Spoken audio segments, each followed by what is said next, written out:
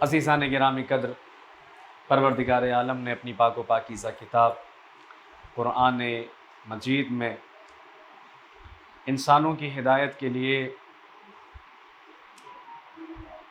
بنی آدم کی ہدایت کے لیے وہ سیدھے راستے پر باقی رہیں اور قرآن کے اصول اور نظام پر اپنی زندگی گزاریں، تاکہ اس کے ذریعے سے پروردگار عالم کی رضایت اور اس کی خوشنودی تک پہنچ سکیں۔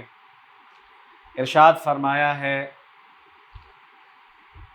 یوم یعض الظالم علی یدیہ، اور وہ دن کہ جس دن ظالم اپنے ہاتھوں کو اپنے منہ سے چبا رہے ہوں گے، اپنے منہ سے چبائیں گے اور یہ کہیں گے کاش ہم نے رسول کے راستے کے ساتھ اپنا راستہ بنایا ہوتا، رسول کے راستے پر چلے ہوتے، رسول کے ساتھی رہتے، انہی کے دوست رہتے، انہی کی سیرت، انہی کے کردار کو اپنی زندگی میں اپنے لیے مشعل راہ بنایا ہوتا، ہدایت کا ذریعہ اور ہدایت کا راستہ اپنے لیے قرار دیا ہوتا، بنایا ہوتا۔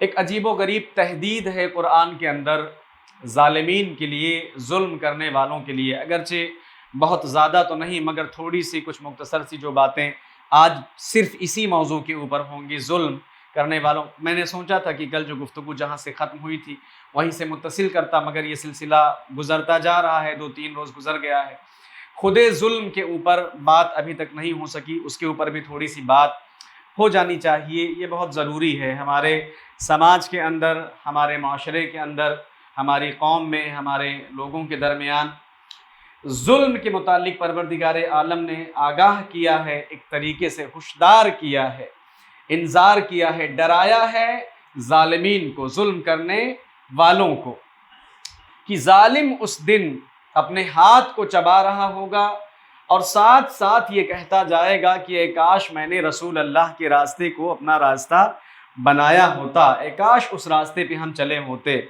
ہائے یا ویلتا، ہائے افسوس مجھ پر، ہائے یہ افسوس، کیوں؟ یہ ظالم افسوس کر رہا ہوگا، حسرت اور ندامت کا درجہ اس کا بڑھ جائے گا، افسوس کرے گا اور زیادہ افسوس کرے گا اور زیادہ افسوس کرے گا، اس کی حسرت اور اس کی ندامت بڑھے گی۔ لیتنی لم اتخذ فلانا خلیلا، اے کاش میں نے فلاں کو اپنا دوست نہ بنایا ہوتا۔ فلاں کی طرف میں نے آپ کو اشارہ کیا ہے کہ یہاں کئی بار ایسے روایتیں بھی ہمارے سامنے ہوا کرتی ہیں کہ روایت بہت کھل کر کے کوئی بات نہیں کر پاتی، حالات کے اعتبار سے، زمانے کے اعتبار سے، تقیے کے اعتبار سے، کون سے لوگ سامنے کھڑے ہیں، کن کے سامنے امام جواب دے رہا ہے کس بات کا، تو کئی بار ایسے اہل بیت علیہ السلام کی روایتیں بھی ہیں، وہاں پر بھی اس طریقے سے باتیں کبھی کبھی مخفی ہوتی ہیں، پوشیدہ ہوتی ہیں، چھپی ہوتی ہیں، مگر یہاں کیا کہا؟ فلان، ایک ایسا یعنی اجنبی، کسی بھی شخص کو، کسی بھی فرد کو، کسی بھی ایسے دوست اور انسان کو، ساتھی کو ہم نے اپنا دوست نہ بنایا ہوتا جو ہماری ذلت اور ہماری رسوائی کا آج کے دن سبب ہے۔ اور یہ دوست کون لوگ ہیں، یہ ساتھی کون لوگ ہیں کہ جو اس انسان کی ذلت اور رسوائی کا سبب کل قیامت کے دن بنیں گے تو یہ افسوس کرے گا۔ میں نے پہلے ہی دن یعنی دوسرے دن جب اس آیت کی چھوٹی سی شان نزول آپ کی خدمت میں پیش کیا تھا تو آپ کو بتایا تھا خلف بن امیہ یا امیہ بن خلف کے متعلق کہ اس کا دوست عقبہ تھا اور کس طریقے سے وہ ایمان لے کر کے آیا، اور بعد میں اس نے کہا کہ اگر پیغمبر سے دوستی کا یا ان کے دین کا ارادہ تیرا ہے تو اب ہم ایک دوسرے کو اپنا چہرہ نہیں دکھائیں گے، یعنی ایک طرف کفر ہے، ایک طرف شرک ہے، دوسری طرف ایمان اور اسلام ہے، پیغمبر ہیں، اللہ کی کتاب اور ان کا دین ہے۔ یہ کہے گا لقد اضلنی عن الذکر، یہ عجیب دوست ہے کہ جس دوست نے مجھے ذکر سے گمراہ کر دیا۔ ذکر سے مراد کل بتایا تھا قرآن، یا ذکر سے مراد سیرت رسول خدا، یا ذکر سے مراد آل محمد، آل پیغمبر علیہ السلام ہیں۔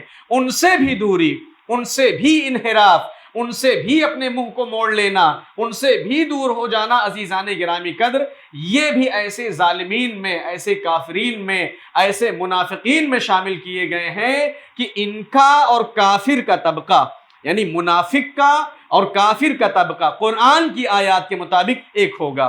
ان کو ایک درجے کے اندر رکھا جائے گا. آج میں آیت نہیں پیش کر رہا ہوں, پھر پیش کر دوں گا آپ کی خدمت میں, مگر یہ قرآن ہے. منافق اور کافر انہیں ایک ساتھ رکھا جائے گا. اب یہ منافق بھی ظالمین کے زمرے میں ہیں. یہ وہ منافق ہیں کہ جنہوں نے عزیزان گرامی قدر پیغمبر اکرم کے بعد ان کی ذریت پر, ان کے اہل بیت پر, ان کی آل کے اوپر ظلم و ستم ڈھایا, ان سے اپنا منہ موڑا, ان سے اعراض کیا, اپنا چہرہ ان سے گھمایا, اور نہ چاہتے ہوئے جتنے مظالم عزیزان گرامی قدر ہو سکتے تھے اس میں ہر عام و خاص سمجھ لیجیے کہ شامل رہا, اور اس نے اہل بیت کے اوپر ظلم کیا, ان کے حق کو غصب کرنے سے لے کر, ان کے مقام و مرتبے سے انہیں اتارنے سے لے کر, یہاں تک کہ ان کی بیٹی, ان کی شہزادی, ان کی ذریت پر بھی جو مظالم ہو سکے وہ کیا. تو ظالم عزیزان گرامی قدر اپنے ظلم کے ساتھ کل قیامت کے دن پروردگار عالم کی بارگاہ میں, اس کے محضر میں کیا ہوگا؟ اپنے ہاتھوں کو چبا رہا ہوگا, اپنے ہاتھ کو اپنے دانتوں سے کاٹے گا, چبائے گا, اور یہ افسوس کرے گا کہ کاش وہ راستہ اپنایا ہوتا جو راستہ کس کا راستہ ہے؟ پیغمبر اور آل پیغمبر کا راستہ ہے. اس بات سے اتنا تو اندازہ ہوتا ہے یہ قرآن جو قیامت تک کے لیے ہدایت ہے, یہ قرآن ہمیں بتاتی ہے عزیزان گرامی قدر کہ ہماری زندگی میں ہمارا چاہے جیسا راستہ ہو, ہم چاہے جس طریقے سے, چاہے جیسی مرضی ہماری ہو, ہم زندگی جئیں, ہم زندگی گزاریں, ہمیں نجات اور فلاح نہیں مل سکتی جب تک ہم پیغمبر اور آل پیغمبر کے راستے پر نہ چلیں. ایک صلوات پڑھ دیجئے محمد و آل محمد پر.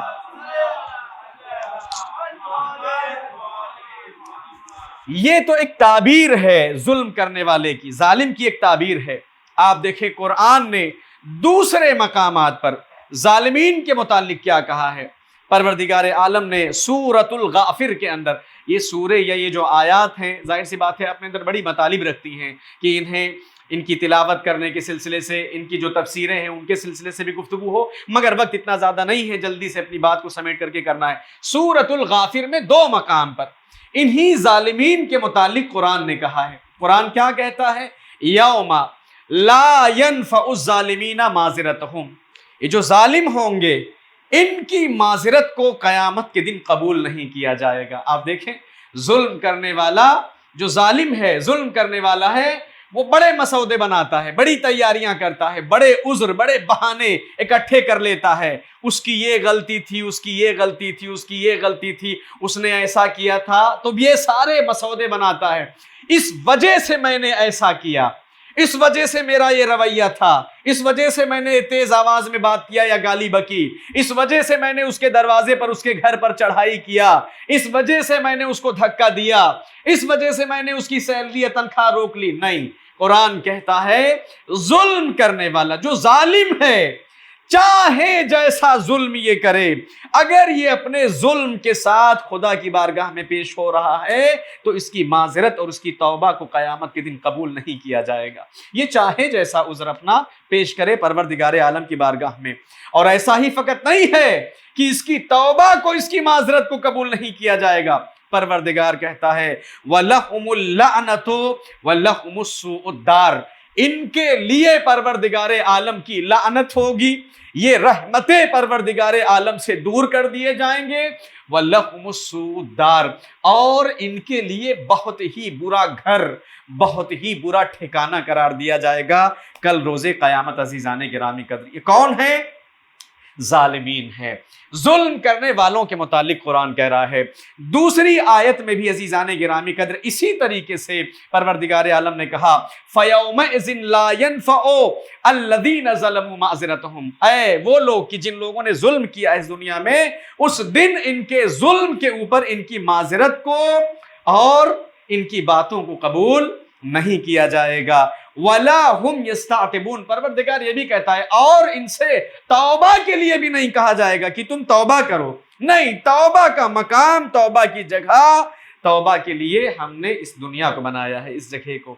اگر کوئی ظلم کسی کے اوپر، میں ظاہر سی بات ہے ان آیات سے آہستہ آہستہ گزر کر اپنی منزل پر آؤں گا، ایک مطلب پر، ایک مقصد پر آپ کو لے کر کے آنا ہے، لہٰذا ان آیات کو پیش کر رہا ہوں، تھوڑی سی توجہ کے ساتھ آپ رہیے اور پریشان بالکل نہ ہوئیے گا، وقت کے اندر اپنی گفتگو تمام کر دیں گے۔ ایک صلوات پڑھ دیجئے محمد و آل محمد پر۔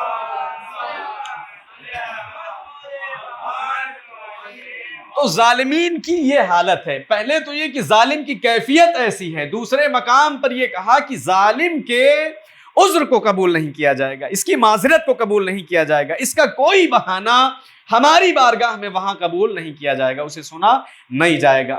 دوسرے مقام پر عزیزان گرامی قدر آپ دیکھیں کافرین کے متعلق، اچھا کافرین بھی ظالمین کے زمرے میں آتے ہیں، یہ بھی اسی زمرے میں آتے ہیں، ان کے سلسلے سے بھی پروردگار عالم کہتا ہے ان اللہ لعن الکافرین وَأَعَدَّ لَهُمْ سَعِيرًا، پروردگار عالم نے کافرین کے اوپر کیا کیا ہے؟ لعنت فرمائی ہے، لعنت بھیجی ہے، انہیں بھی اپنی رحمت سے اللہ نے کیا کیا؟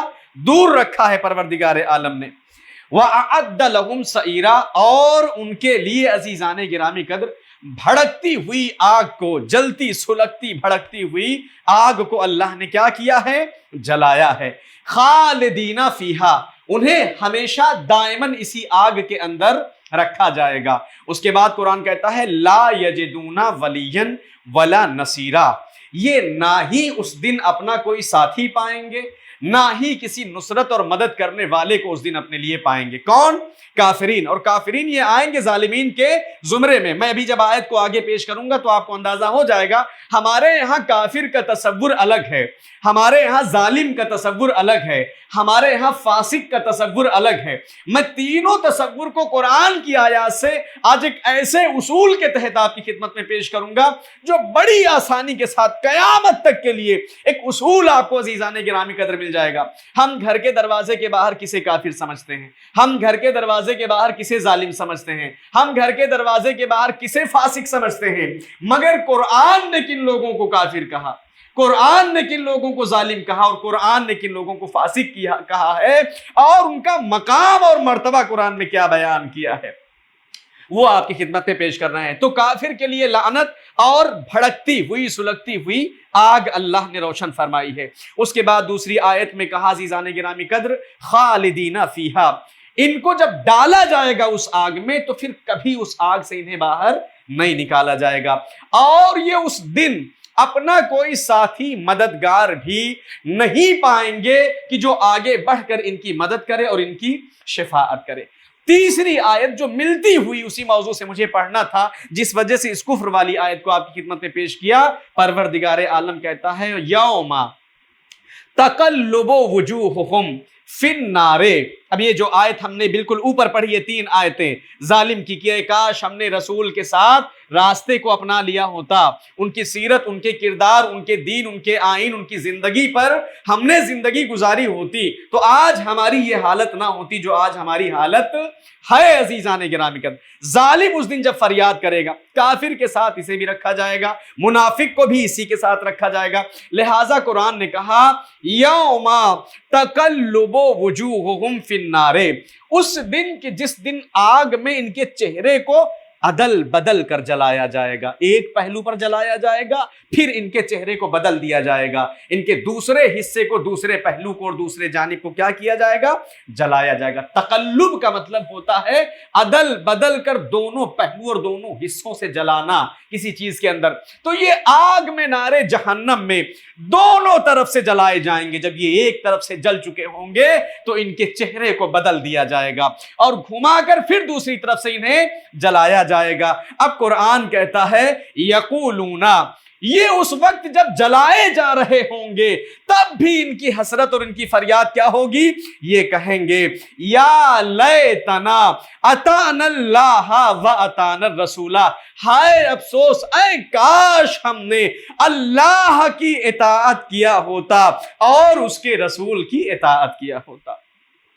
یہ کیا ہے؟ کافرین، بالکل ظالمین کی طرح۔ جیسے ظالمین کا افسوس ہوگا ویسے ہی کافرین کا بھی افسوس ہے کہ ان کے چہرے کو نارے جہنم میں جلایا جائے گا۔ تب یہ کہیں گے یا لیتنا اطعنا اللہ و اطعنا الرسول، اے کاش ہم نے اللہ اور اس کے رسول کی اطاعت کیا ہوتا۔ اس کے بعد آپ 67ویں آیت کے اندر عزیزان گرامی قدر اسی سورے کی آپ دیکھیں کہ پروردگار عالم فرماتا ہے وَقَالُوا رَبَّنَا إِنَّا أَطَعْنَا سَادَتَنَا وَكُبْرَاءَنَا، یہ جب جلائے جا رہے ہوں گے تب یہ کہیں گے پروردگار عالم ہم کو یہ جو تو نارے جہنم میں جلا رہا ہے، آج یہ جو ہماری ایسی نوبت اور ہماری ایسی حالت ہوئی ہے کہ ہمیں جہنم میں جلایا جائے، ہم ہلاک کیے جائیں، مارے جائیں، ہمارے اوپر شدید عذاب کیا جائے، یہ کہیں گے قالوا ربنا انا اطعنا سادتنا وکبراءنا، ہم نے اپنے بڑے بڑے سرداروں کی اتباع اور اطاعت کیا ہے، ہم نے اپنے سید و سردار کی اتباع کیا ہے۔ سادتنا وکبراءنا، سادتنا کے معنی سردار کے ہوتا ہے، سادتنا کے معنی مالک کے ہوتا ہے، مولا کے ہوتا ہے، سادتنا کے معنی اس انسان کے ہوتا ہے جو اپنی قوم کا رہبر ہوتا ہے، ذمہ دار ہوتا ہے، لیڈر ہوتا ہے، جو کسی قوم کا مانوی روحانی رہبر بھی ہو، اسے سادتنا کہا جاتا ہے۔ وَكُبْرَاءَنَا، اور ہماری قوم کے بڑے چہرے والے، بڑے سر والے لوگ کہ جن کا علمی مقام، جن کا رتبہ بہت بلند اور عظیم اس دنیا کے اندر تھا، تو یہ کہیں گے کہ ہم نے اپنے سید و سردار اور اپنے آقاؤں کی پیروی اور اتباع کیا ہے، فَأَزَلُّونَ السَّبِيلَ، تو ہماری حالت جو یہ آج ہوئی ہے کہ ہم گمراہ ہو گئے یا بے دین ہو گئے یا ہم نے ظلم کیا یا ہم نے کفر کے راستے کو اپنایا، انہوں نے ہمیں اس راستے سے بھٹکا دیا ہے۔ ازلونا، گمراہ کیا ہمیں، السبیلا، تیرے راستے سے پروردگار عالم، یہ جو راستہ تیری رضاعت اور خوشنودی کا تھا، یہ ان لوگوں نے اس راستے سے ہمیں کیا کیا؟ گمراہ کیا اور ہمیں بہکایا ہے۔ اب عزیزان گرامی قدر، جہنم کی حالت میں باقی رہتے ہوئے یہ قوم پروردگار عالم سے کہے گی، یہ کیا کہیں گے؟ کہیں گے ربنا آتہم ضعفین من العذاب، پروردگار عالم ہم پر تو عذاب نازل کر رہا ہے، ان پر بھی تو اپنا عذاب نازل کر، مگر یہ عذاب کیسا ہو؟ ضعفین من العذاب، ڈبل عذاب، ایک عذاب نہیں، ایک بار نہیں، بلکہ 2 بار، 2 گنا زیادہ عذاب ان کے اوپر تو اپنا نازل کر اے میرے پروردگار عالم، وَلَعَنْهُمْ لَعْنًا كَبِيرًا، اور تو اپنی بڑی لعنت کو ان کے اوپر کیا کر؟ بھیج اور نازل فرما۔ ایک صلوات پڑھ دے محمد و آل محمد پر۔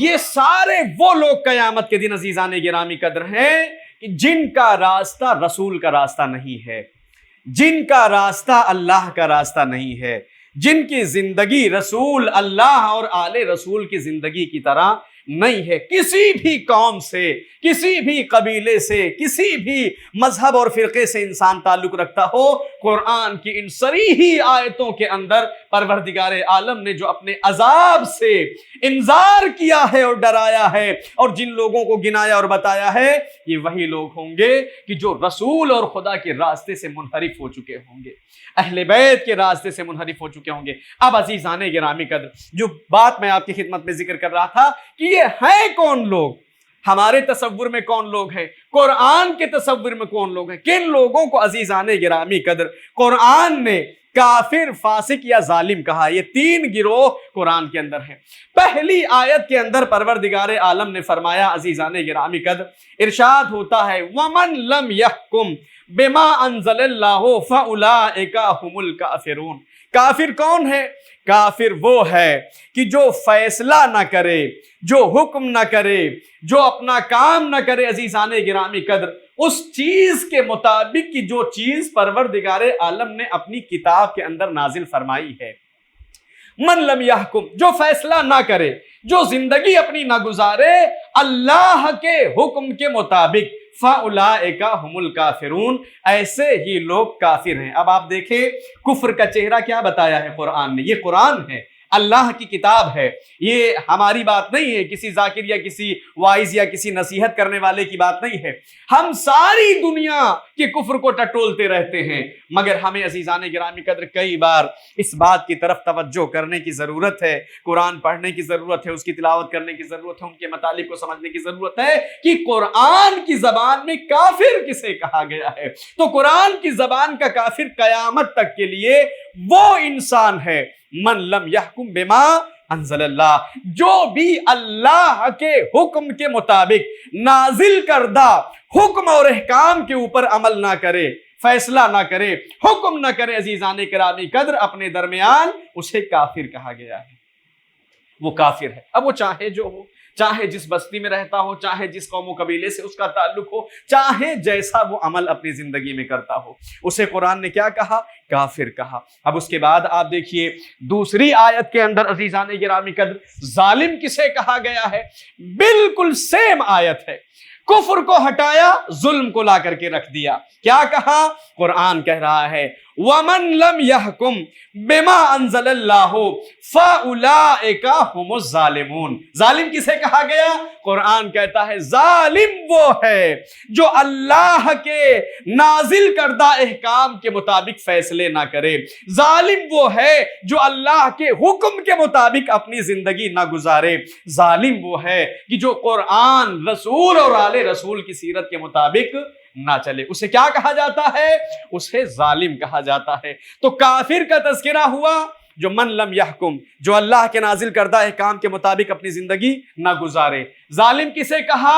من لم یحکم، جو حکم نہ کرے، فیصلے نہ کرے، زندگی نہ گزارے بما انزل اللہ، اللہ کے نازل کردہ احکام کے مطابق۔ فاسق کا تذکرہ تیسرے مقام پر سیم آیت میں سیم لہجے میں پروردگار عالم نے کیا؟ ایک صلوات پڑھ دیجئے محمد والے محمد پر۔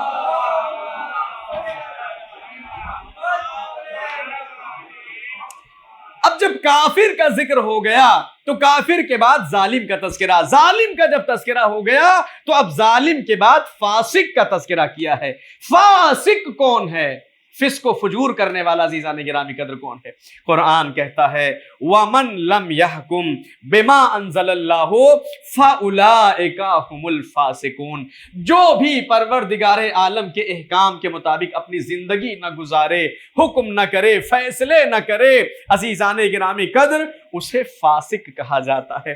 تو کفر کی، ظلم کی اور فسق کی، فاسق کی جو تعریف قرآن نے کہا وہ صرف ایک لہجہ قرآن کا قیامت تک کے لیے ہے، جو بھی اللہ کے حکم کے مطابق عزیزان گرامی قدر فیصلے نہ کرے، اپنی زندگی نہ گزارے، لوگوں کے درمیان اپنے طور طریقے نہ رکھے، ایسے انسان کو قرآن نے کافر بھی کہا ہے، ظالم بھی کہا ہے اور فاسق بھی کہا ہے۔ ایک صلوات پڑھ دے محمد و آل محمد پر۔ اب قرآن کے ہزاروں عزیزان گرامی قدر حکم ہیں، قرآن کے ہزاروں احکام ہیں، قرآن کی بہت ساری باتیں ہیں۔ قرآن کہتا ہے فَعْدِلُوا، عدل کرو، انصاف کرو، فَإِنَّ الْعَدْلَ، عدل یہ جو ہے پروردگار عالم کی طرف سے جو عدل کا حکم دیا گیا ہے، اپنے درمیان، اپنی قوم میں، اپنے سماج میں، اپنے معاشرے میں، اپنے گھروں کے اندر، اپنے دوستوں کے درمیان، اپنے بھائی اور بہنوں کے درمیان عدل کرو۔ یہ عدل جو ہے تقوی سے سب سے زیادہ قریب ہے، یعنی متقی بنانے کے لیے، پرہیزگار کرنے کے لیے، اگر انسان متقی اور پرہیزگار بننا چاہے تو پروردگار عالم کہتے ہیں عدل کرو، انصاف کرو، کسی کے اوپر ظلم مت کرو۔ کئی بار ایسا ہوتا ہے کہ اگر کوئی عزیز ہے، کوئی رشتہ دار ہے، کوئی قریبی ہے تو اس کا حصہ، اس کا حق ہم تھوڑا سا بڑھا دیتے ہیں، مگر جو تھوڑا سا دور کا ہے، جو تھوڑا سا ہمارے رشتے سے قریب نہیں ہے، ہم اس کے حصے کو مختصر اور چھوٹا کر دیتے ہیں۔ کئی بار ایسا ہوتا ہے کہ جو انسان طاقتور ہے، جو انسان طاقت و قوت، مال و دولت والا، پیسے روپے والا ہے، ہم اسے الگ نگاہوں سے دیکھتے ہیں، چمکتی ہوئی آنکھوں سے، ہماری آنکھوں میں اس کے لیے کیا ہے؟ چمک ہے۔ مگر جیسے ہی تھوڑا سا کسی کو دیکھا رکشہ چلانے والا ہے، غریب فلیٹ کے اندر، گھر کے اندر رہنے والا ہے، تو ہمارے ہاؤ بھاؤ، ہمارے طور طریقے کیا ہیں؟ بدل جاتے ہیں عزیزان گرامی قدر۔ یعنی امیر کے لیے، غنی کے لیے ہماری گرمجوشی الگ ہے، عزیز و اقربا کے لیے ہمارا طور طریقہ الگ ہے، اجنبی کے لیے کیا ہے؟ الگ ہے، کمزور کے لیے الگ ہے، طاقتور کے لیے کیا ہے؟ الگ ہے عزیزان گرامی قدر۔ چاہے حق کی بات ہو، چاہے انصاف کی بات ہو، چاہے لین دین کی بات ہو، چاہے ظلم و زیادتی کی بات ہو، ہم انسان کو دیکھ کر، اس کی شخصیت کو دیکھ کر، اس کے مال و دولت کو دیکھ کر، اس کے مقام و مرتبے کو دیکھ کر کے اپنی زندگی میں کئی بار فیصلے کرتے ہیں۔ قرآن کہتا ہے کہ نہیں، یہ سیرت قرآن کی سیرت نہیں ہے۔ قرآن کی سیرت مساوات ہے، سب ایک جیسے ہیں۔ اگر کوئی مومن ہے، اگر کوئی مسلمان ہے تو اس کا درجہ ایک ہے عزیزان گرامی قدر۔ ہاں درجے میں فرق تقوی کے ذریعے سے ہوتا ہے، ورع کے ذریعے سے ہوتا ہے، پرہیزگاری کے ذریعے سے ہوتا ہے، اعمال اور حسن الخلق کے ذریعے سے ہوتا ہے۔ مگر اگر ایسی کوئی چیز نہ پائی جائے تو ہر مسلمان مسلمان کے ساتھ برابر ہے، ہر مومن مومن کے ساتھ کیا ہے؟ برابر ہے، ایک طبقے کے اندر ہے۔ اسی وجہ سے پیغمبر اکرم نے فرمایا مسلمان مسلمان تب تک نہیں ہو سکتا، مومن مومن تب تک نہیں ہو سکتا جب تک اس کے سلام کی کیفیت امیر اور غریب کے ساتھ ایک جیسی نہ ہو۔ عزیزان گرامی قدر، یہ ہے اسلام کی تعلیم، یہ ہے اسلام کی تربیت کہ تمہاری زندگی ہمیشہ قرآن کی تعلیم کے مطابق اور پیغمبر کی سیرت اور ان کی سنت کے مطابق ہو۔ تمہاری زندگی میں، تمہاری سیرت میں، تمہارے کردار میں اس کا فرق نہیں آنا چاہیے۔ بصورت دیگر عزیزان گرامی قدر انسان قرآن کا مخالف سمجھا جاتا ہے، اس احکام کے مخالف کی جو احکام قرآن میں پروردگار عالم نے نازل کیا، چاہے وہ عدل کا احکام ہو، چاہے وہ انصاف کا احکام ہو، چاہے وہ ایک دوسرے کے حقوق کی رعایت کرنے کا احکام ہو، چاہے وہ ایک دوسرے کے ساتھ مساوات کے حکم و احکام ہو، جو بھی حکم عزیزان گرامی قدر پروردگار عالم نے حقوق الناس میں سے نازل کیا ہے، ہر حکم کے اندر اگر انسان کی طرف سے زیادتی یا ظلم ہوتا ہے تو پھر یہ پروردگار عالم کے حکم و احکام کے مطابق اسی طبقے اور اسی گریٹ میں رکھا جاتا ہے جس طبقے میں مطلق طور پر پروردگار عالم نے کفر و فسق و ظلم کو قرار دیا۔ ایک صلوات پڑھ دیں محمد و آل محمد پر۔ اسی وجہ سے آپ دیکھیں ظلم، یہ جو ظلم کیا جاتا ہے کئی بار ہماری زندگیوں میں ہم دیکھتے ہیں، ہمارے گھروں کے اندر، ہماری فیملیز، ہمارا پریوار، ہمارے اپنے ہی رشتہ دار ناتے دار، کئی زاویوں سے عزیزان گرامی قدر یہ ظلم ہماری زندگی میں دیکھنے کو ملتا ہے۔ شوہر کی طرف سے بیوی کے اوپر ظلم، یا بیوی کی طرف سے شوہر کے اوپر ظلم ہے، بھائی کی طرف سے بھائی کے اوپر ظلم ہے، یا آپ دیکھیں دوست کی طرف سے دوست کے اوپر ظلم ہے، یا آپ سماج اور قوم کے کسی بڑے سید یا سردار کو آپ دیکھ لیجئے، اس کی طرف سے رعایا کے اوپر ظلم ہے۔ ظلم کی بڑی تصویریں ہیں، ظلم کے بڑے چہرے ہیں، اور ظلم کی بڑی کہانیاں اور داستانیں عزیزان گرامی قدر الگ الگ شکل و صورت اور الگ الگ کیٹیگری میں ہیں۔ اس ظلم سے پروردگار عالم نے بھی روکا ہے، اور اس ظلم سے یہ مجلس بھی کیا ہے؟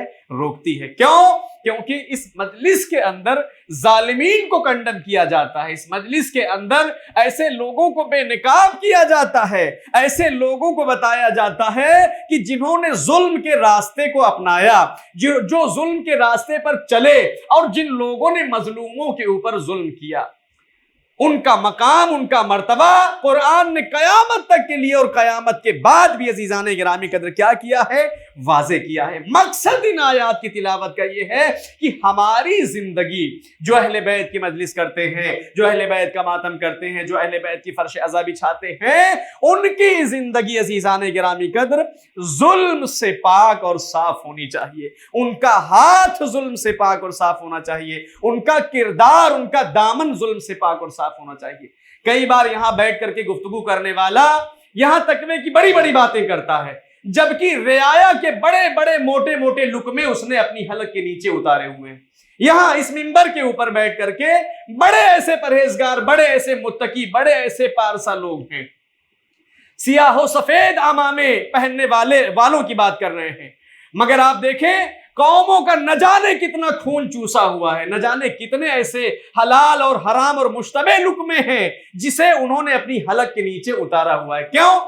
کیونکہ وہی سادتنا و کبرانا، یہ سادات قوم ہیں، یہ کبرائے قوم ہے، قوم کے بڑے لوگ ہیں، ان سے کوئی پوچھنے والا نہیں ہے، ان کا کوئی امتحان لینے والا نہیں ہے، ان کی کتاب اور ان کا دفتر کوئی کھولنے والا نہیں ہے۔ نہیں عزیزان گرامی قدر، ایسا نہیں ہے۔ اگر یہاں کسی کا دفتر نہیں کھلتا ہے تو وہاں دفتر انسان کا ضرور کھلے گا، کیونکہ وہاں کا جو دفتر بنایا گیا ہے وہ کرامن کاتبین کے ذریعے سے بنایا گیا ہے، شریف فرشتوں کے ذریعے سے بنایا گیا ہے، ایسے کریم، ایسے شریف، ایسے پاک و پاکیزہ فرشتے کہ جو رشوت لے کر یا گھوس لے کر یہ تھوڑا سا جو ہے 500,000 روپیہ اوپر کی سیلری یا تنخواہ یا راتب یا شہریہ لے کر کے کسی کی واہ واہی یا داد خواہی نہیں کرتے، نہیں، وہاں کا فیصلہ بڑا کھلم کھلا عزیزان گرامی قدر ہوگا اگر یہاں کسی کے اوپر ظلم کر کے کوئی خدا کی بارگاہ میں جاتا ہے تو ہماری یہ جو زندگی ہے، ہمارا یہ جو صبح اور شام کا مرحلہ اور مسئلہ ہے، ہمیں یہ سوچنا چاہیے، ہماری یہ جو سانسیں ہیں، یہ جو تنفس ہے، نفس ہے۔ میں ایک روایت آپ کی خدمت میں پیش کرنا چاہتا ہوں، اپنے وقت کے اندر تمام کر دوں گا، امام امیر المومنین کی اسی موضوع سے ریلیٹڈ روایت ہے۔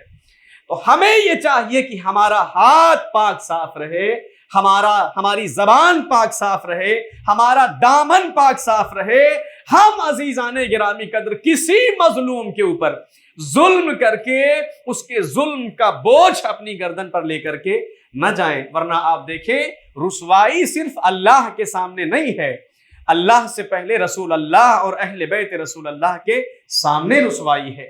وہاں ذلیل ہونا ہے پہلے انسان کو، وہاں رسوا پہلے ہونا ہے انسان کو کہ جب اسے ان کے محضر سے دھتکار دیا جائے گا۔ اسی وجہ سے پیغمبر اکرم نے فرمایا کہ قرآن اور اہل بیت کو تمہارے درمیان چھوڑے جا رہا ہوں، ان سے وابستہ ہو کر کے اگر قیامت میں ہمارے پاس آؤ گے تو آب کوثر سے ہم تمہیں سیراب کریں گے۔ ورنہ بعض روایات کے اندر امام امیر المومنین علیہ الصلوۃ والسلام نے آنے والی مجلس میں انشاءاللہ تعالی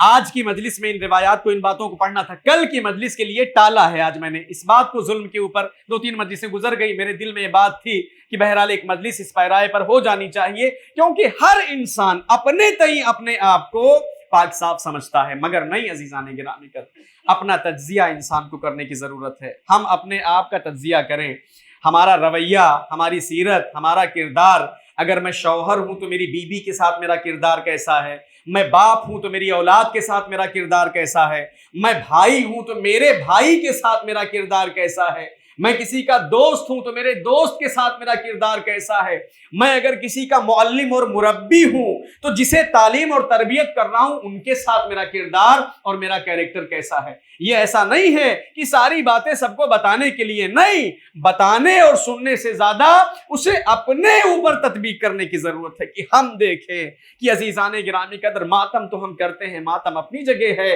نوحہ تو ہم پڑھتے ہیں، نوحہ اپنی جگہ ہے، جلوس تو ہم کرتے ہیں، جلوس اپنی جگہ ہے، شب داری تو ہم کرتے ہیں، شب داری اپنی جگہ ہے۔ کیا حقوق میں بھی ہمارا ہاتھ، ہمارا پیر، ہمارے اعضاء اور جوارے پاک صاف ہیں یا نہیں ہیں؟ کیا میری پیٹھ، میری گردن حقوق الناس میں ہلکی ہے یا لوگوں کے حقوق اور ان کے ظلم کے بار اور بوجھ سے دبی ہوئی ہے؟ یہ سوچنے کی عزیزان گرامی قدر ہر عزادار، ہر ماتمدار، ہر شب زندہ دار کے لیے کیا ہے؟ ضرورت ہے۔ امام امیر المومنین علیہ السلام نے فرمایا ظلم 3 طریقے کا ہے۔ ایک صلوات پڑھ دیں محمد و آل محمد پر۔ امام نے فرمایا ظلم 3 طریقے کا ہے۔ اب میں ظلم کی کیفیت دوسرے فقرے میں، 3 فقرے امام نے بیان کیے ہیں، دوسرے فقرے میں ظلم کی کیفیت کو آپ کی خدمت میں پیش کروں گا اور آپ کو یہ بتاؤں گا کہ ظلم کی کتنی ادنا کیفیت اہل بیت نے پیش کیا ہے۔ ہمارے یہاں تو کیا ہوتا ہے، ہم کچھ بھی کر جاتے ہیں، 4 لوگ کھڑے ہوئے ہیں تو ہم چوتھے اس میں ہیں، 3 لوگوں کے سامنے کسی چوتھے آدمی کی آبرو ریزی ہم کھڑے کر لیتے ہیں، کچھ بھی مذاق کر لیا، کچھ بھی ایسا، مطلب اس کو 4 لوگوں کے درمیان اس کی ایسی ہنسی اور ایسی کھلی اڑائی، ہمیں پتہ ہی نہیں ہے، اور وہ 4 لوگوں کے درمیان کیا ہوا؟ بے آبرو ہو گیا۔ اب ہم تو یہ سوچتے ہیں کہ ہماری دوستی تھی، ہماری ایسی کہانی تھی اور ہم نے جو مذاق کر لیا ہے، مزہ اڑا لیا، کیا ہے؟ نہیں عزیزان گرامی قدر، آبرو ریزی کرنا، مومن کا مذاق اڑانا، مومن پر ہنسنا، یہ بڑے گناہوں میں سے ایک گناہ ہے۔ صرف مذاق نہیں کر سکتے آپ کہ 4 لوگوں کو جمع کر کے اس کے اوپر ہنسا دیں، تو جب آپ مذاق نہیں کر سکتے تو بدرجہ اولا دوسرا کوئی ظلم، کوئی زیادتی اس کے ساتھ نہیں کر سکتے، اسے گالی نہیں بک سکتے، اسے مار نہیں سکتے، اس کا مال نہیں چھین سکتے۔ اسی وجہ سے اب روایت آج نہیں پڑھ سکتا کیونکہ وہ مجھے پڑھنا مقصود بھی نہیں تھا، میرے پیش نظر بھی نہیں ہے، البتہ مطالب ذہن کے اندر ہے، صرف اشارہ کر کے گزروں۔ مومن کی حرمت کو کعبے کی حرمت سے 3 گنا زیادہ قرار دیا گیا ہے، 3 گنا زیادہ قرار دیا گیا ہے، جان، مال اور آبرو۔ جب کعبے کی طرف پیغمبر کی نظر پڑی، جب کعبے کی طرف پیغمبر اکرم نے دیکھا تو کہا کہ اے وہ کعبہ کہ جو انسانوں کی نگاہوں کا قبلہ ہے، کہ جس کی طرف لوگ رخ کرتے ہیں، النظر الی الکعبہ عبادہ، پیغمبر اکرم نے فرمایا ہے کعبے کی طرف دیکھنا عبادت ہے۔ النظر الی وجہ العالم عبادہ، عالم کے چہرے کی طرف دیکھنا عبادت ہے۔ النظر الی وجہ الوالدین برأفۃ عبادہ، ماں باپ کے چہرے کی طرف لطف و کرم سے دیکھنا عبادت ہے۔ النظر الی وجہ علی ابن ابی طالب عبادہ، علی کے چہرے کی طرف بھی دیکھنا عبادت ہے۔ ایک صلوات پڑھ دیں محمد و آل محمد پر۔ کل کے مطالب میں اسے پیش کر دیں گے، آج ہم چھوڑنا چاہتے ہیں۔ کعبے کی طرف جب دیکھا، یہ ساری روایت ایک ہی جگہ ذکر فرمائی ہے، ایک ہی روایت کے اندر، کعبے کی طرف، عالم کی طرف، ماں باپ کے چہرے کی طرف، امام کے چہرے کی طرف۔ جب ابو ذر سے پوچھا گیا کہ کیوں ٹکٹکی باندھے امام کے چہرے کی طرف دیکھ رہے، تب یہ جواب دیا۔ روایت کو پوری مکمل آپ کی خدمت میں پیش کریں گے تاکہ اس کے اندر خیانت نہ ہونے پائے آنے والی کل یا پرسوں کی مجلس میں۔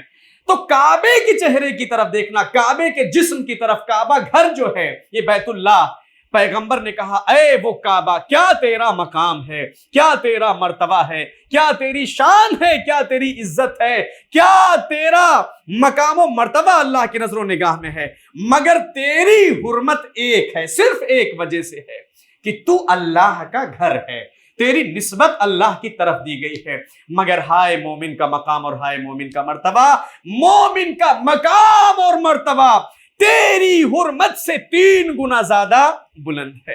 مومن کی حرمت تیری حرمت سے زیادہ اس کے جان کی وجہ سے ہے، مومن کی حرمت تیری حرمت سے زیادہ اس کے مال کی وجہ سے ہے، مومن کی حرمت تیری حرمت سے زیادہ اس کی آبرو کی وجہ سے ہے۔ لہٰذا عزیزان گرامی قدر، اگر کوئی انسان کسی مومن کی آبرو کے ساتھ ظلم کرے تو پھر وہ قرآن کے مطابق ظالمین میں شمار ہوگا، اگر اس کے مال کے اوپر ظلم کرے تو بھی یہ کافرین و فاسقین میں شمار ہوگا۔ اور اسی طریقے سے عزیزان گرامی قدر، اگر کوئی اس کے جان اور زندگی کے اوپر عزیزان گرامی قدر یعنی اس کا خون بہائے ناحق طریقے سے، ناجائز طریقے سے، جبکہ وہ اس کا حق اور مستحق نہیں ہے، تو اس کی وجہ سے بھی اس مومن کی حرمت ہے، یعنی جان، مال اور آبرو، یہ 3 حرمتیں اسلام کے اندر گنائی گئی ہیں کہ پیغمبر اور آل پیغمبر نے فرمایا اس مومن کا احترام اور اس مقام اور مرتبہ اس مومن کا کعبے سے 3 گنا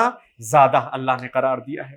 لہٰذا عزیزان گرامی قدر، کہنا مقصود یہ تھا کہ ظلم، یہ جو کربلا کی داستان ہے، یہ جو مدینے اور مکے کی داستان ہے، یہ جو اہل بیت کا تذکرہ اور ذکر ہے، اس سے ہمیں یہ اپنی زندگی میں نصیحت لینی چاہیے، اس سے ہمیں اپنی زندگی میں یہ سیکھ پیدا کرنی چاہیے کہ ہماری زندگی میں ہمارا ہاتھ، ہمارے پیر، ہمارے اعضاء اور جوارے، ہماری گردن کہیں کسی کے حق اور کہیں کسی پر ظلم کی وجہ سے جھک نہ جائے کہ جب ہم پروردگار عالم کی بارگاہ میں پہنچے تو ہم کو بھی ظالمین، کافرین اور فاسقین کی صف میں کھڑا کر دیا جائے کہ جا تیرے اوپر حقوق العباد ہے، بندوں کا حق تیرے اوپر ہے، مومن کا حق تیرے اوپر ہے، مسلمان کا حق تیرے اوپر ہے، تو ظلم و جفا کے ساتھ یہاں آیا ہے، تو خدا کی رحمت کے لائق اور قابل اور اس کا مستحق نہیں ہو سکتا۔ ایک صلوات پڑھ دے محمد و آل محمد پر۔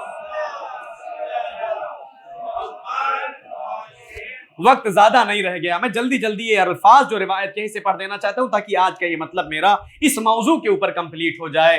امام فرماتے ہیں علی ابن ابراہیم نے اپنے والد سے، اس نے عبد الرحمن ابن حماد سے، اس نے اپنے بعض اصحاب سے، انہوں نے اپنے بعض دوستوں سے، رفعہ قال، کہتے ہیں کہ صعد امیر المؤمنین علیہ السلام بالکوفہ المنبر فحمد اللہ واثنى علیہ، کوفہ میں منبر پر امام امیر المؤمنین علیہ السلام بیٹھے اور منبر پر بیٹھنے کے بعد حمد پروردگار عالم بجا لائی اور ثناء پروردگار عالم، ثم قال ایھا الناس ان الذنوب ثلاثۃ، ثم امسک فقال له حبۃ الارنی یا امیر المؤمنین قلت الذنوب ثلاثۃ ثم امسکت فقال ذکرتها الا وانا اريد افسرها ولكن ارز لي بحر حال بيني وبين الكلام۔ اب میں جلدی سے اس کا ترجمہ آپ کی خدمت میں پیش کر دیتا ہوں۔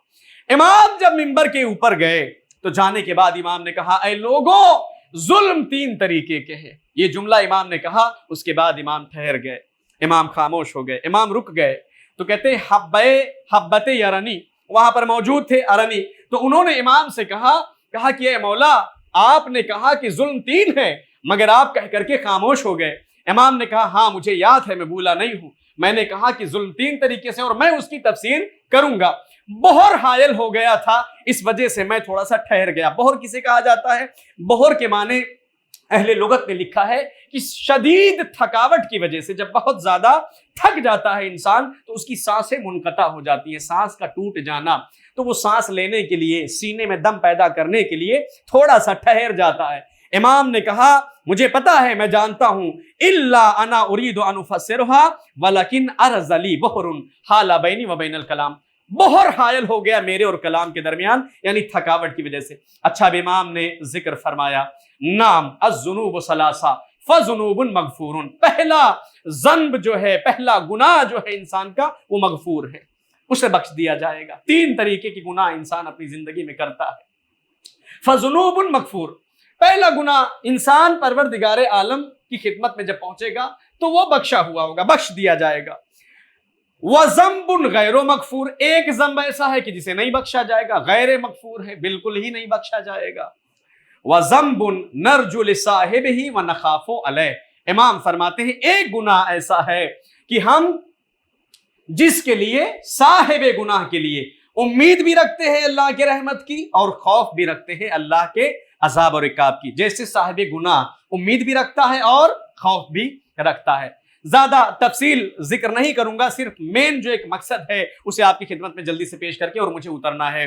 آپ دیکھیں قال امیر المؤمنین علیہ الصلوۃ والسلام فبینها لنا قال نعم اما الذنب المغفور فعبد عاقبه الله على ذنبه في الدنيا فالله احلم واكرم من ان يعاقب عبده مرتين، کچھ گناہ انسان کرتا ہے، چھوٹے موٹے گناہ، چھوٹی موٹی غلطیاں، چھوٹی موٹی کوتاہیاں، جسے گناہ صغیرہ کہا جاتا ہے۔ کبیرہ صغیرہ کا جو گناہ ہے اس کی بھی تفسیر آیات اور روایات میں بہت خوبصورت انداز میں اہل بیت علیہ السلام کے پیش نظر پیش کیا گیا ہے، کبھی آپ کی خدمت میں پیش کریں گے۔ تو کہتے ہیں اسرار کر لیا، اب پروردگار عالم اسی دنیا کے اندر، مومن کے باب میں اسے علامہ محمد رضا شہری نے اپنی کتاب کے اندر لکھا ہے، کفارات الذنوب، گناہوں کے جو کفارے ہوتے ہیں۔ ابھی جو چھوٹے موٹے گناہ یہاں وہاں غلطیاں کوتاہیاں انسان کرتا ہے تو پروردگار عالم کیا کرتا ہے؟ عقاب کرتا ہے اس کے اوپر، اسی دنیا کے اندر سزا دیتا ہے، اسی دنیا کے اندر۔ وہ سزا کیسی ہے؟ سزا مال کی ہے، کبھی اسے مال کے سلسلے میں گرفتار کر دیتا ہے، مالی حالت سے رزق کو اس کے اوپر تنگ کر دیتا ہے، مال کی کمی کی وجہ سے رزق کو تنگ کر دیتا ہے۔ یہ میری بات نہیں ہے، روایت کی بات کر رہا ہوں۔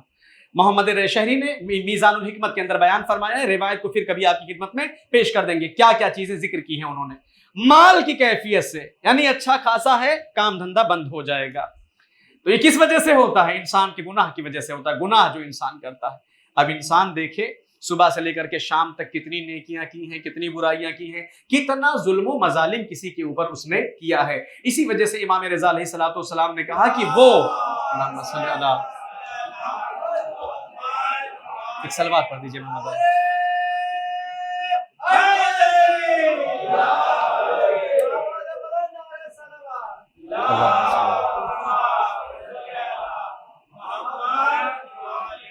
جزاکم اللہ خیر۔ اسی وجہ سے امام معصوم نے، پیغمبر نے بھی فرمایا حاسبوا قبل ان تحاسبوا، اپنا حساب خود سے کر لو اس سے پہلے کہ تمہارا حساب کیا جائے، کیونکہ جب کیا جائے گا تو اس کے مسائل سخت ہوں گے عزیزان گرامی۔ مگر اگر خود سے انسان کر کے اپنی اصلاح کر لے، اپنی بہتری کر لے، تو پھر انسان کی زندگی اور انسان کی آخرت بھی زندگی کے بعد آسان ہو جاتی ہے۔ امام نے کہا کہ پہلے گناہ کا طبقہ یہ ہے کہ انسان جب گناہ کرتا ہے، خطائیں کرتا ہے تو اسے گرفتار کر دیا جاتا ہے، یعنی سزا کیا ہے؟ اللہ گرفتار کر دیتا ہے، مالی حالت سے گرفتار کر دے گا۔ اگر مالی حالت سے اس کے گناہ کا کفارہ ادا ہو گیا تب تو ٹھیک ہے، ورنہ اسے پھر سے مبتلا کرے گا دوسری چیز میں۔ دوسری چیز کیا ہے؟ اسے مرض میں مبتلا کر دیتا ہے، بیماری میں۔ مال کی حالت سے نکالے گا، بیماری کی حالت سے مبتلا کر دے گا، مرض میں لا کر کے ڈال دے گا، بیماری کے اندر۔ اب اگر اس کا جرم، اس کا گناہ، اس کی خطا ایسی ہے کہ بھائی مال سے معاف ہو گئی تو کوئی بات نہیں، آزمائش اٹھا لی جاتی ہے۔ مال سے نہیں معاف ہوئی تو اسے بیماری میں ڈالا جائے گا، بیماری سے معاف ہو گئی تو آزمائش اٹھا لی جاتی ہے۔ اگر ایسا گناہ یا ایسا جرم یا ایسا ظلم اس نے کیا ہے کہ گناہ سے بھی پورا نہیں ہوا، کس سے نہیں پورا ہوا؟ ادھر مال کی کیفیت اور ادھر دوسرا کس چیز کی؟ بیماری کی. بیماری سے بھی مرض سے بھی نہیں پورا ہوا, نہیں ٹھیک ہوا, ابھی بھی وزن ہے گناہ کا, جرم جو ظلم اس نے کیا ہے بڑا ہے. تو کہتے ہیں پھر اولاد کی کیفیت سے گزارتا ہے, یعنی بیٹے بیٹیاں اولاد, اس کی آزمائش سے ڈالے گا, اٹھا لے گا کسی اولاد کو, جیتی جاگتی اچھی خاصی جوان اولاد آنکھوں کے سامنے سے چلی جائے گی. یہ سب روایتیں ہیں, یہ کسی کا اپنا کیا گیا گڑھا ہوا نہیں ہے. آج مجھے یہ پڑھنا نہیں تھا, لیکن اس باب میں اور کوئی چیز ذکر ہی امام نے نہیں فرمایا. امام نے فقط وہی 2 جملے بیان فرمائے ہیں, تو میں نے چاہا کہ اس بات کی تکمیل دوسری روایت کے ذریعے سے آپ کی خدمت میں کر دوں, جسے میزان میں محمد رائے شہری نے نقل فرمایا ہے اور دیگر علماء نے اپنی اپنی کتابوں کے اندر. تو کہاں مال کے ذریعے سے عقاب کرتا ہے, مال کی کمی کی وجہ, یا پھر مرض کے ذریعے سے, اور یا پھر اولاد کو اٹھا لیتا ہے, اولاد کی آزمائش میں ڈالتا ہے. اگر عزیزان گرامی قدر اس کے ذریعے سے پاک ہو گیا تو امام فرماتے ہیں عاقبہ اللہ علی ذنبہ, پروردگار اس کی گناہ پر اسے سزا دیتا ہے فی الدنیا, اسی دنیا کے اندر. فاللہ احلم و اکرم, اب پروردگار بہت حلیم اور کریم ہے, من ان یعاقب عبدہ مرۃ, کہ اپنے بندے کو 2 مرتبہ سزا دے, لہٰذا یہ مغفور کہلاتا ہے. یہ جب قیامت میں خدا کی بارگاہ میں پیش ہوگا تو یہ صاف ستھرا جائے گا. کیوں؟ کیونکہ دنیا میں اس نے اپنے جرم اپنے گناہ کی سزا پا لیا ہے. عزیزان گرامی قدر دوسرا مرحلہ جو گناہ کا ہے, بس زیادہ نہیں 5-7 منٹ آپ مجھے سننے میں, مجھے احساس ہے میں اپنے وقت کے اندر اپنی بات کو ختم کر دوں گا انشاءاللہ تعالی.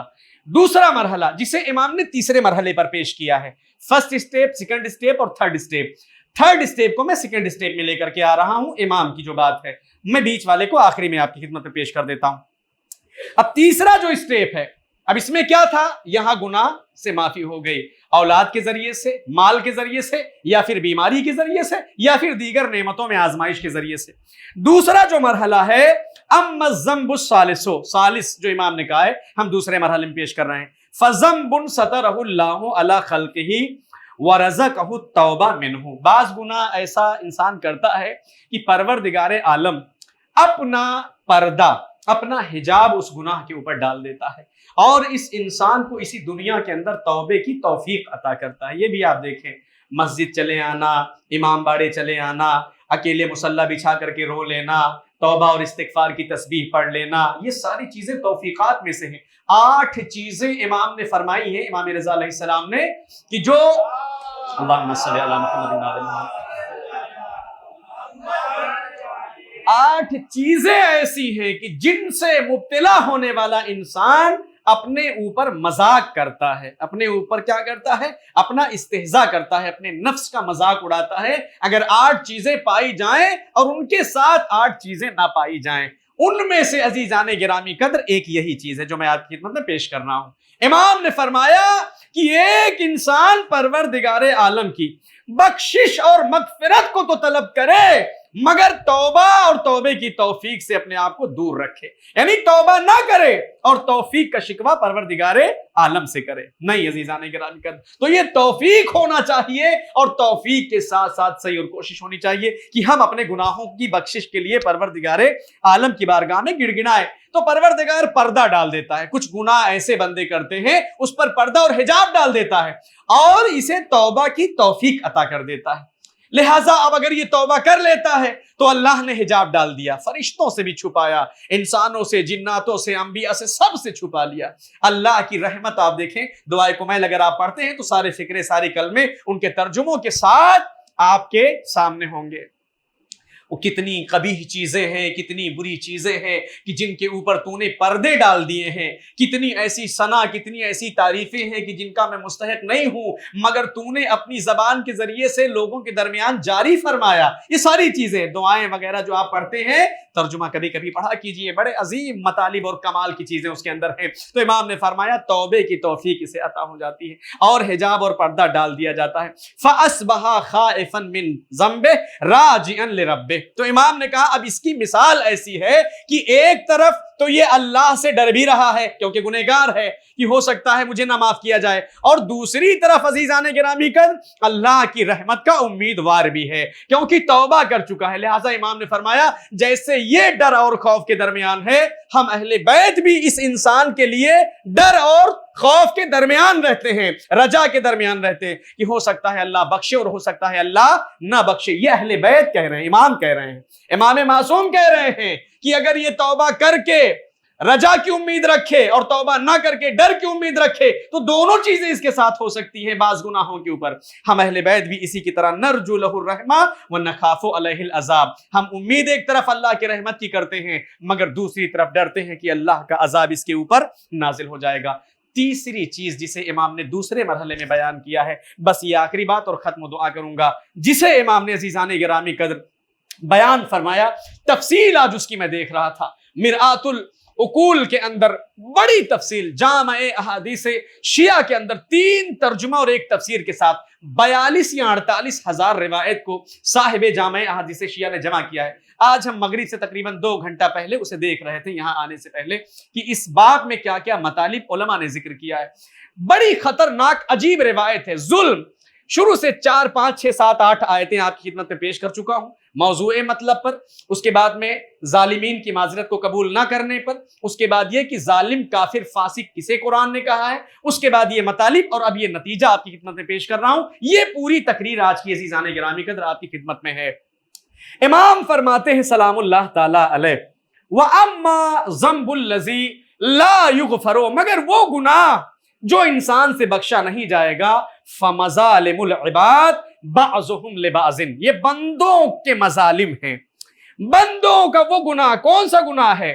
بعض بندوں کا بعض بندوں کے اوپر ظلم کرنا، بعض بندوں کا بعض بندوں کے اوپر ستم کرنا، بعض بندوں کا بعض بندوں کے اوپر زیادتی کرنا۔ یہ وہ گناہ ہے کہ اس گناہ کی بخشش اور اس گناہ کی معافی عزیزان گرامی قدر نہیں ہے۔ رشتہ چاہے جیسا ہو، اولاد کا رشتہ ماں باپ کے ساتھ ہو، شوہر و بیوی کا رشتہ ایک دوسرے کے ساتھ، بیوی اور شوہر کے ساتھ ہو، بھائی بھائی کا رشتہ ہو، دوست دوست کا رشتہ ہو، یا پھر ارحام عزیز و اقربا کا رشتہ ہو، ظلم اگر کسی نے کسی کے اوپر کیا ہے، چاہے اس کا حق مار کر، چاہے اس کے حق پر ڈانکا ڈال کر، چاہے کسی طریقے سے زیادتی کر کے، چاہے اس کی عزت آبرو نیلام کر کے، چاہے اس کی غیبت و برائی کر کے، چاہے کچھ بھی کر کے، اگر کسی نے کسی پر ظلم کیا ہے عزیزان گرامی قدر، امام امیر المؤمنین علیہ السلام فرماتے ہیں لا یغفر فمظالم العباد بعضهم لبعض، تو بعض بندوں کا یہ گناہ جو بعض بندوں کے لیے کیا گیا ہے، اس کی بخشش، اس کی معافی پروردگار عالم کے بارگاہ میں نہیں ہے۔ صورت اور کیفیت کو امام نے ذکر کیا ہے، اسے میں آپ کی خدمت میں پیش کر رہا ہوں۔ ان اللہ تبارک و تعالی اذا برز لخلقہ اقسم قسما علی نفسہ، کیونکہ امام فرماتے ہیں جب پروردگار عالم نے اپنے احکام نازل فرمائے، اپنی شریعت کو بھیجا اور اتارا، اپنے پیغمبروں کو بھیجا، اپنی کتاب اور اپنے صحائف کو بھیجا، جب یہ ساری چیزیں بھیجی تو ان ساری چیزوں کے ذریعے سے پروردگار عالم نے دین کو، اسلام کو، شریعت کو، اس کی باتوں کو، اس کے نظام کو، اس کے قانون کو، حلال کو، حرام کو، جائز کو، ناجائز کو، حق کو، باطل کو، ظلم کو، صلح کو، تمام چیزوں کو پروردگار عالم نے اپنے بندوں کے اوپر آشکار کر دیا ہے، واضح کر دیا، ساری چیزیں بتا دی۔ کل نبی تھے، پھر امام تھے، امام کے بعد علماء آ گئے، علماء کے بعد پھر لوگوں کے درمیان نیک اور صالح لوگ بھی ہوا کرتے ہیں، وہ بھی ایک دوسرے کو ہدایت اور نصیحت کرتے ہیں، امر بالمعروف نہی عن المنکر کرتے رہتے ہیں عزیزان گرامی۔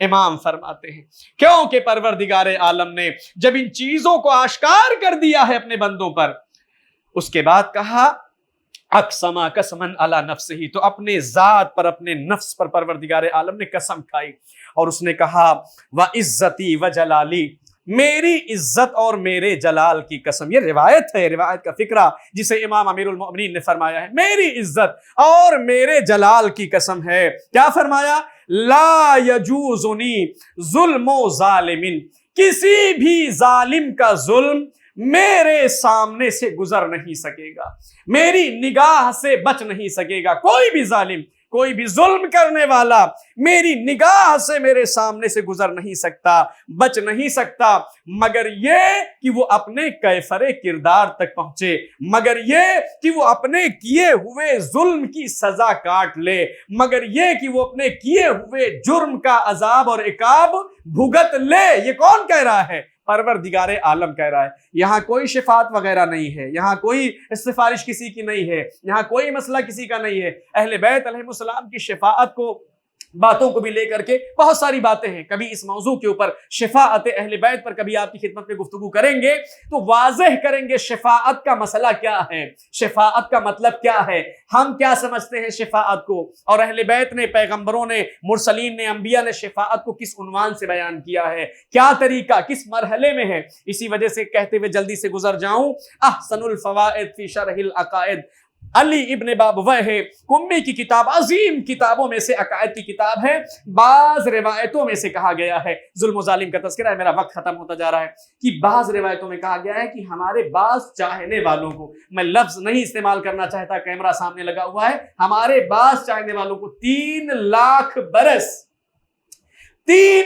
برس تک کہاں رکھا جائے گا؟ جہنم کی آگ میں رکھا جائے گا۔ ہمارے چاہنے والے ہمارے پیروکار ہوں گے، ہماری دوستی کا دعویٰ کرتے ہوں گے، ہمارے ساتھی ہونے کا دم بھرتے ہوں گے، مگر جب آئیں گے قیامت میں تو ان کا جب فیصلہ ہوگا انہیں نار جہنم میں 3 لاکھ برس تک رکھا جائے گا۔ اس کے بعد بھی یہ پاک نہیں ہوں گے، ان کو پاک کیا جائے گا ہماری شفاعت کے ذریعے سے۔ عزیزان گرامی، کتنا فاصلہ ہے شفاعت اہل بیت کا ایک ظالم اور ایک جابر اور ایک مجرم اور ایک گنہگار انسان کے درمیان۔ ایک صلوات پڑھ دے محمد و آل محمد پر۔ بس ختم کرنا ہے۔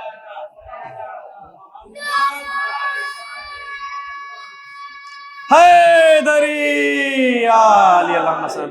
وقت نہیں ہے بیٹا، جزاک اللہ۔ دیکھیں آپ کیا کہا کہ پروردگار نے اپنے نفس، اپنے ذات کی قسم کھائی، کیفیت بتا رہے ہیں۔ جلدی جلدی بس صرف 1-2 لفظ میں ختم کر رہا ہوں، وقت میرا جلدی جلدی گزرا جا رہا ہے۔ امام نے ظلم کی کیفیت بتائی ہے۔ یہاں تو گلا بھی کاٹ کر کے اتنے آرام سے بستر پر سوتے ہیں کہ کچھ کیا ہی نہیں ہے۔ قوم بنی اسرائیل کا قصہ اگر آپ کے ذہن میں قرآن والوں کے ساتھ ہو تو کہا جاتا ہے 70 نبیوں کو قتل کر ڈالتے تھے۔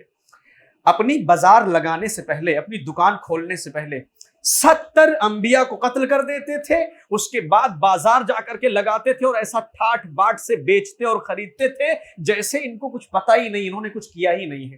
اور 70 نبی کو تہہ تیگ کر چکے ہوتے تھے۔ صبح سے لے کر بازار لگانے کے وقت تک کے درمیان قوم بنی اسرائیل کی داستان اور قصہ ہے، کبھی بتاؤں گا۔ مغضوب ترین، ملعون ترین قوم اور مرحوم ترین، سب سے زیادہ ناز و نعم جس قوم کے لیے اللہ نے اٹھایا، قوم بنی اسرائیل، اور سب سے زیادہ عذاب و عقاب کی جو مستحق قرار پائی، قوم بنی اسرائیل۔ کبھی پڑھیں گے اس کی تفصیل آپ کی خدمت میں۔ تو یہ ہے، آپ دیکھیں عزیزان گرامی قدر، کہ ظلم انسان کرتا ہے اور بھول جاتا ہے کہ میں نے کیا کیا ہے۔ کتنی مصیبت کے پہاڑ کسی کے اوپر توڑ دیے ہیں۔ بہن ہے تو اس پر کیا مصیبت کا پہاڑ توڑا، باپ ہے تو اس پر کیا توڑا، دوست ہے تو اس پر کیا توڑا، بیوی شوہر کا معاملہ آپ دیکھیں، آج خاندان اجڑی ہوئی ہے، گھر اجڑے ہوئے ہیں، تباہی چاروں طرف ہے عزیزان گرامی قدر۔ نہ چین ہے، نہ سکون ہے، نہ لذت ہے زندگی میں، نہ مزہ ہے۔ ہر آدمی سمندر کے پاس کھڑا ہو کے سیلفی لیتا ہے، اس کے پاس کہتا ہے ہیپی لائف۔ ارے بھائی ہیپی لائف جب ہے تو وہاں سمندر کے پاس کیوں سونی سانی بحر کے ساتھ وہاں لہروں کے ساتھ کھڑا ہو کر کے مغرب کے وقت جو ہے ہیپی لائف وہاں لکھ رہا ہے کھڑا ہو کے؟ یہ بتاتا ہے کہ کتنا اکیلا، کتنا تنہا یہ ہے کہ سمندر کے ساتھ جا کر ان کی لہروں کے ساتھ اپنے اکیلے پن کو دور کر رہا ہے۔ زندگیاں خوش نہیں ہیں۔ مظالم کو عزیزان گرامی قدر ختم کرنے کی ضرورت ہے۔ امام نے کہا میری عزت، میرے جلال کی قسم، اگر کوئی ظالم ظلم کر کے آئے گا تو وہ میری بارگاہ سے گزر نہیں سکتا جب تک اس کا محاسبہ نہ ہو سکے۔ اچھا کیسا ظلم ہوگا؟ امام فرماتے ہیں وَلَوْ كَفٌ بِكَفٍ، یہ کف ہے، کف، اسے کف کہا جاتا ہے، یہ ہتھیلی جو ہے یہ کف، اسے کف کہا جاتا ہے عزیزان گرامی قدر۔ کہتے ہیں وَلَوْ كَفٌ بِكَفٍ، اگر اس کف کے ذریعے سے بھی ظلم ہوا ہے، یہ ہاتھوں کی ہتھیلی، اگر اس کف کے ذریعے سے، ہتھیلی کے ذریعے سے کسی نے کسی کو مارا ہے، کسی نے کسی کا ہاتھ بھی کس کے دبا دیا ہے نفرت یا غصے کی وجہ سے، یہ کف، تو کہتے ہیں اس کا بھی پروردگار عالم کی بارگاہ میں محاسبہ ہوگا۔ یہ ہے ادنا ظلم، اسے ادنا ظلم کہا جاتا ہے۔ ابھی مثال پیش کر رہا ہوں، انسان سے حیوان کے اوپر بھی امام آ رہا ہے، اور بس میں ختم کر دوں گا یہیں پر اپنی بات کو۔ امام نے فرمایا وَلَوْ کفن بکفن ولو مسحتن بکفن، یا کف کف کے ذریعے سے، ہتھیلیوں کے ذریعے سے بھی، اگر ان کفوں کے ذریعے سے کسی کا ہاتھ دبا دیا، کسی کو مارا ہے، یا لذت یا شہوت کے ساتھ اپنے ہاتھ کو کسی کے ہاتھ سے مسح کیا ہے، مسحتن بکفن، مسح کرنے کے معنی میں ہے مسحتن بکفن، تو امام فرما رہے ہیں تب بھی ولو نتحتن ما بین القرناء الی الجماع، امام نے فرمایا یہ تو کف کف کی بات تھی کہ اگر تم نے اپنے نرم و نازک ملائم ہاتھوں سے بھی کسی کو تکلیف پہنچانے کی کوشش کیا ہے تو عزیزان گرامی قدر اس ظلم کا بھی محاسبہ ہوگا۔ یہاں تک امام نے فرمایا کہ اگر کسی حیوان نے، اگر کسی سینگ دار نے، اگر کسی ایسے جانور نے کہ جسے سینگ نکلے ہوئے ہیں، اگر اس جانور نے بھی کسی ایسے جانور کو کہ جو بغیر سینگ کا ہے اسے ہرپیٹا یا مارا یا اپنی سینگ سے تکلیف دیا ہے تو اس کا بھی محاسبہ کیا جائے گا، اس کا بھی حساب لیا جائے گا۔ امام عزیزان گرامی قدر فرماتے ہیں نتحۃ ما بین القرناء الی الجماع، اگر کرنا نے، صاحب سینگ حیوان اور جانور نے کسی بے سینگ حیوان اور جانور پر بھی، یعنی انسان کی بات ہو رہی تھی، امام حیوان کی بات پر آ گئے، یعنی سمیٹ دیا پورے عالم کو۔ وَإِذَا حُشِرَتِ الْوُحُوشُ، یہ قرآن کی آیت ہے نا، اور جب اس دن کو اس بات کی دلیل میں بڑی بحث ہوئی ہے، معتزلہ، اشاعرہ، یہ سب علماء متکلمین ہیں اہل سنت والجماعت کے۔ امامیہ کا جو عقیدہ ہے، یعنی امامیہ کے عقیدے سے علماء اہل سنت کے گروہ کا جو سب سے زیادہ عقیدہ ملتا ہے معتزلی لوگوں کا ہے، معتزلہ قریب تر ہے امامیہ کے، اشاعرہ، معتزلہ، بڑے بڑے علماء، بڑی بحثیں اس چیز میں ہوئی ہیں کہ بھائی انسان، جنات، بھائی جانوروں کو وہاں جمع کرے گا محشر میں، اس پر آیتوں کو پیش کیا گیا ہے، ان قرآن کی آیتوں سے استدلال کیا ہے، روایتیں، آیتیں بھری پڑی، ایک طویل بحث کیا ہے۔ امام نے فرمایا چاہے یہ ظلم ہاتھوں کی ہتھیلی اور کف کے ذریعے سے ہو، چاہے انسان نہیں، جانوروں نے بھی اگر کسی کے اوپر ظلم کیا ہو، تو امام فرماتے ہیں فَيَقْتَصُّ لِلْعِبَادِ بَعْضِهِمْ مِنْ بَعْضٍ، پروردگار عالم کہتے ہیں بعض سے بعض کا قصاص کیا جائے گا، حَتَّى لَا تَبْقَى لِأَحْدٍ عَلَىٰ أَحْدٍ مَظْلِمًا، یہاں تک کہ کسی کے اوپر کسی کے لیے کوئی ظلم باقی نہ رہ جائے، ثُمَّ يَبْعَثُهُمْ لِلْحِسَابِ، اس کے بعد انہیں حساب اور کتاب کے لیے اٹھایا جائے گا۔ یہ ہے عزیزان گرامی قدر ظلم اور مظالم۔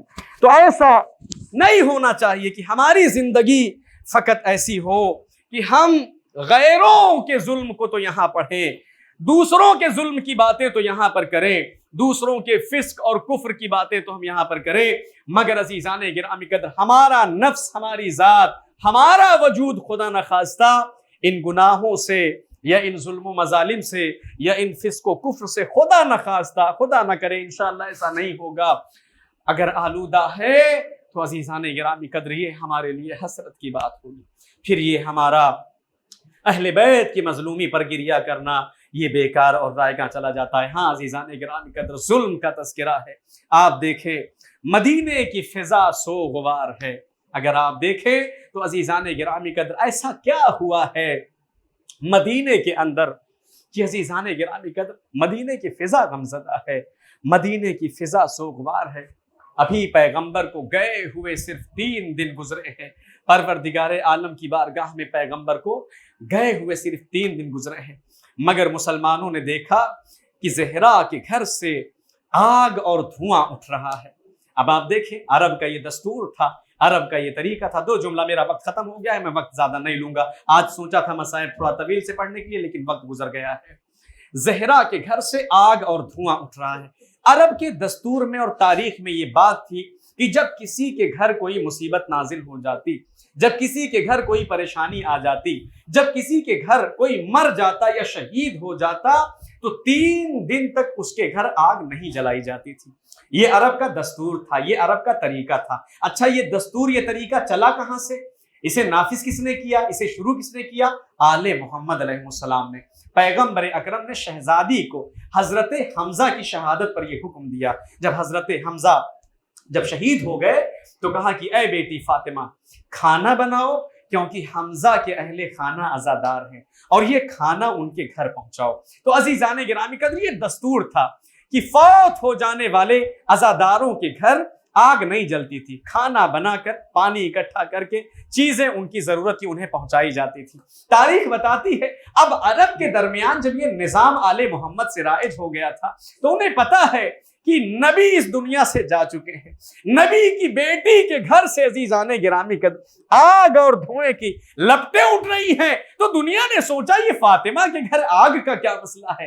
ہاں عزیزان گرامی قدر، یہ وہ آگ نہیں ہے کہ جس آگ سے آب و دانہ تیار کیا جاتا ہے، جس آگ سے غذا اور پانی آمادہ کیا جاتا ہے، بلکہ یہ وہ آگ ہے کہ جس آگ کو فاطمہ کے دروازے میں لگایا گیا ہے، یہ وہ آگ ہے کہ جس آگ کو شہزادی کے گھر میں لگایا گیا ہے، یہ وہ آگ ہے کہ جو آگ زہرا کے دل میں جلائی گئی ہے، یہ وہ آگ ہے کہ جس آگ کو فاطمہ کے ساتھ ساتھ ان کے نونہال کم سن بچے حضرت محسن ابن علی پر جلایا گیا ہے، یہ وہ آگ ہے کہ جو آگ کسی اور نے نہیں جلائی، یہ آگ مصطفیٰ کا کلمہ پڑھنے والوں نے جلایا ہے، یہ آگ مسلمانوں نے جلائی ہے، یہ آگ مصطفیٰ کی سیرت کا دعویٰ کرنے والے بڑے بڑے مسلمانوں نے جلائی ہے۔ لہذا تاریخ کہتی ہے عزیزان گرامی قدر، جب بیعت کا وقت آیا، خلفاء کی بیعت کا جب وقت اور زمانہ آیا،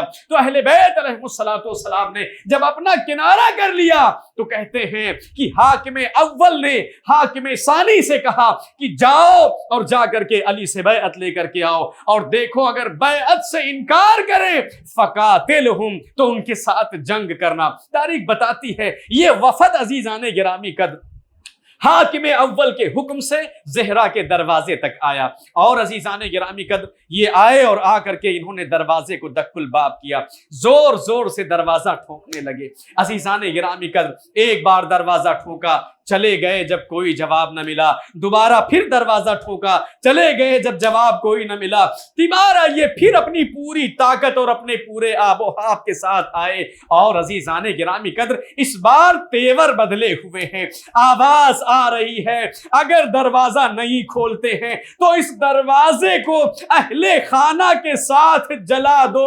ہاں عزیزان گرامی قدر، کربلا سے پہلے مدینے کے اندر توحید کو فنا کیا گیا، کربلا سے پہلے رسالت کی آبرو کو مدینے میں نابود کیا گیا، کربلا سے پہلے فاطمہ کے گھر کو جلایا گیا ہے۔ تاریخ نے لکھا یہ بات ہو رہی تھی، فخرجت علی الباب، شہزادی دروازے پر آئیں، اور دروازے پر آنے کے بعد کہا کیا ارادہ تمہارا ہے؟ کیا تم اس لیے آئے ہو لتحرقوا بابنا علینا، تاکہ تم ہمارے دروازے کو ہمارے اوپر جلا دو؟ اس ملعون نے جب یہ جملہ سنا تو کہا بے شک اس دروازے کو، اس گھر کو، اس اہل خانہ کے ساتھ تمہارے اوپر جلا اور گرا دیں گے، ورنہ جس چیز میں امت داخل ہوئی ہے تم بھی اس چیز کے اندر داخل ہو جاؤ۔ ہاں عزیزان گرامی قدر، تاریخ بتاتی ہے کہ شہزادی نے جب انکار کیا تو آگ اور لکڑیوں کو جمع کیا، اور جمع کرنے کے بعد آگ لگائی گئی، دروازے فاطمہ کو جلا دیا۔ وہ دروازہ کہ جس دروازے پر فرشتوں کا نزول ہوتا ہے، وہ دروازہ کہ جس دروازے پر انبیاء سلامی بھیجتے ہیں، وہ دروازہ کہ جس دروازے پر فرشتے قرآن کی آیتیں لے کر اترا کرتے ہیں، اس دروازے کو آگ لگا دیا۔ اب آپ دیکھیں ادھر سے دروازہ جل رہا ہے، ادھر سے شہزادی پکار رہی ہے، چیخ رہی ہے۔ ہاں مگر عزیزان گرامی قدر مدینے کی جفا تو دیکھیں، کوئی بھی کلمہ پڑھنے والا ایسا نہیں جو مصطفیٰ کی بیٹی کو بچائے۔ حد تو یہ ہے کہ بیٹی دروازے اور دیوار کے بیچ میں ہے، ایک لات مارا، یہ جلتا ہوا دروازہ شہزادی کے جسم پر گرا، اور تاریخ بتاتی ہے شہزادی کہتی ہے یہ جلتا ہوا دروازہ جب گرا تو اس دروازے کی آگ میرے چہرے کی طرف تھی، ایک طرف یہ دروازہ جل رہا تھا، دوسری طرف میرا چہرہ جھلس رہا تھا۔ میں نے چیخا، میں نے فضا کو پکارا، اے فضا نبی کی بیٹی کی خیریت لے، میرا موت دن میرے شکم میں شہید ہو گیا۔ ہاں عزیزان گرامی، تاریخ بتاتی ہے یہ جملہ کہنا تھا کہ اہل بیت دوڑے، امام اپنی جگہ سے اٹھے، اس گھر کے اندر امام کے چاہنے والے پیروکار بھی تھے، ایک جنگ کی کیفیت ہو گئی۔ تاریخ کہتی ہے امام نے اس ملعون کو پکڑا اور پکڑ کر اسے زمین پر دے مارا، اس کی ناک توڑ دیا۔ تاریخ نے لکھا کہ عزیزان گرامی قدر امام نے ایک جملہ کہا کہ اگر پیغمبر کی وصیت نہ ہوتی تو ابھی تیرے سر کو علی کی اسی تلوار سے الگ کر دیتا۔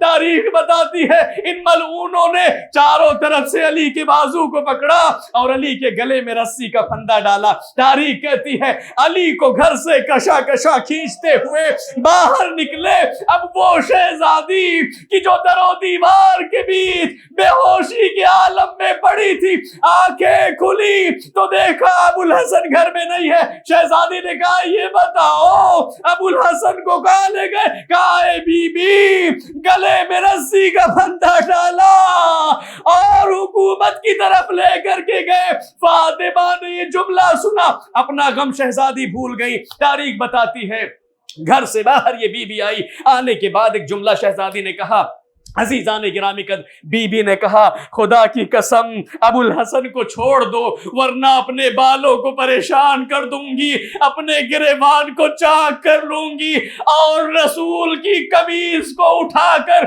قبر رسالت پر جا کر بد دعا کروں گی۔ تاریخ نے لکھا ہے سلمان فارسی جو اس وقت موجود تھے، انہوں نے کیا دیکھا کہ جب فاطمہ نے یہ جملہ کہا مسجد النبوی کی دیوار زمین سے بلند ہونے لگی۔ اب ہماری پشتوں پر کوڑے اور درے کھانے کی طاقت نہیں رہ گئی، اب ہم اس سے زیادہ درے اور کوڑے۔ انا للہ و انا الیہ راجعون۔